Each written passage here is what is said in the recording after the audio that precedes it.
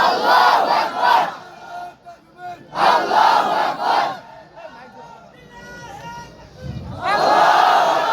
আজকের এই পবিত্রতম রাতে এই দিনাজপুর ফুলবাড়ির মুসলমানদেরকে একটা আওয়াজ দিয়ে যায়, মুসলমান একটু সাবধান হইতে হবে। মুমিন এক গর্তে দুইবার পা দেয় না, একটু সাবধান হইতে হবে। আমরা কাল কেটে কুমির আনতে চাই না। আমাদের কথা একেবারে পরিষ্কার, আপনি দ্বীনের পক্ষে আছেন, আমি আপনার সাথে আছি। ওই যে আগে যেটা কইছিলাম মনে আছে নি?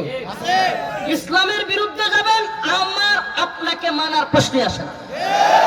কারণ ইসলামের বিরুদ্ধে যে যায়, আল্লাহর বিরুদ্ধে যে যায়, কোরআনের বিরুদ্ধে যে যায়, তাকে কোনো মুসলমান মানতে পারবে না।